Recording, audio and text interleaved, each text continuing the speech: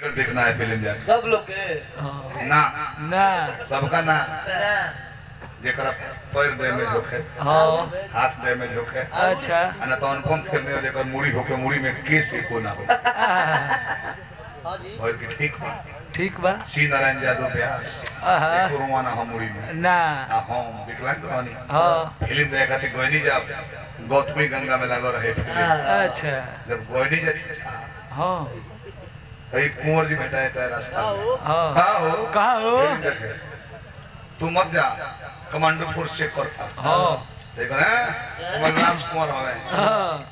एजा टिकट ना लगल जिला परिषद अगर ना रहल ना गोयनी जा फिल्म में एक लगे तीन जना बैठ गए नहीं जा अच्छा हाफ टाइम में तो कोनो बात ना आता ना कि हाफ टाइम के बाद दू गो ढुकले सब कमांडो डंटा ले ले टॉर्च भी ना ना कहेगा टिकट चेक करे मूड़ी चेक करे अच्छा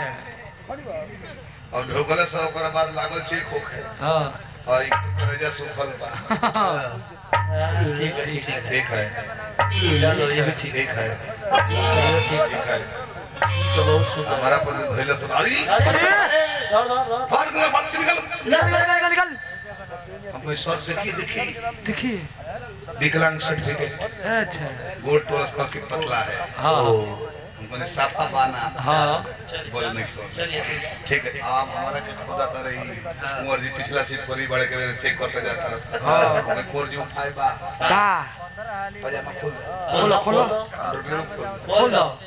जोक बन जा हाँ जब अब सिटी को मानसा गाड़ दा मुड़िया नीचे जनरेटर ऊपर लो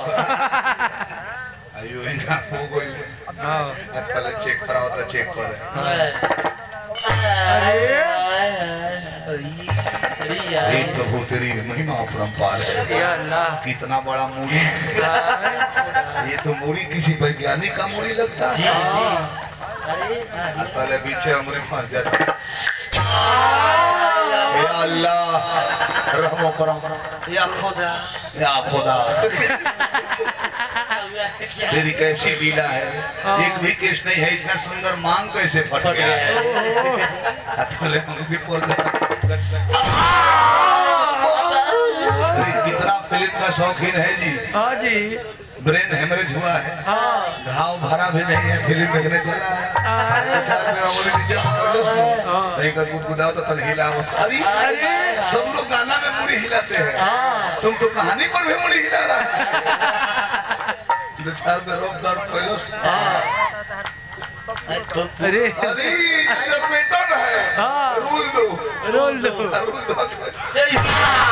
आओ भी तो चलो